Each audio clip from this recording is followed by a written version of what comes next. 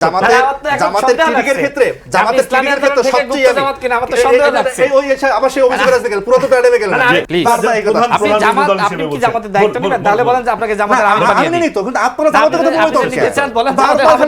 আমি আপনাকে বানিয়ে দিই আপনি বারবার জামাতের হাকা জামাত হাজির রাখছেন আপনার সমস্যা কি আপনার কথা আপনি বলেন আমাকে বলতে দেন মানে আপনি ইসলামী আন্দোলনের কথা বলেন আমার টেবিলে জামাত হাজির রাখতে চাই না আপনি চাচ্ছেন যে ইসলামী আন্দোলনের সমালোচনা করি আমি না আমার টেবিলে জামাত হাজির রাখতে চাই না আচ্ছা তাই এটা আপনার টেবিলে আপনি আছেন তো আমার টেবিল থেকে আপনি বলেছেন প্যারাডাইম এক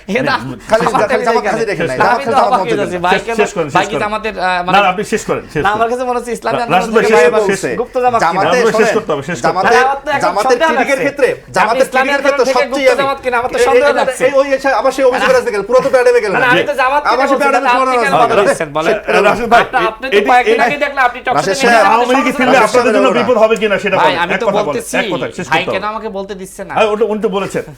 আওয়ামী ফিরলে আপনাদের জন্য বিপদ হবে কিনা আমি নিজে দেখেছি ভাই জামাতের সমালোচনা এই টকশোতে করেছে এবং এর আগে করেছে আপনি আমি জবাব দিবেন সমালোচনা না করতে গেলে সমস্যা শিখছে না রাবি এই জবাবটা মানে দেন কিনা বিষয়টা কি তাদের ভিতরে এই ধরনের কোনো মানে এই সমস্যা জবাবটা দিবেন কিনা আওয়ামী ফিরলে আপনাদেরও বিপদ আওয়ামী লীগকে নিয়ে তো আসলে আমি যে বক্তব্য আগে দিয়েছি এখন সেই একই কথা বলবো আওয়ামী লীগের মধ্যে যারা অপরাধ করেছে তাদের বিচার করেন যারা কোনো জুলুম করে নাই তাদেরকে রিকনসিলিয়েশন করেন অবশ্যই এত বড় একটি দল এদেরকে যদি আপনি আন্ডারগ্রাউন্ডে পাঠিয়ে দেন তাহলে অফিস করা কি রিকনসিলিয়েশনের অংশ হিসেবে হচ্ছে রিকনসিলিয়েশন আওয়ামী লীগকে করা লাগবে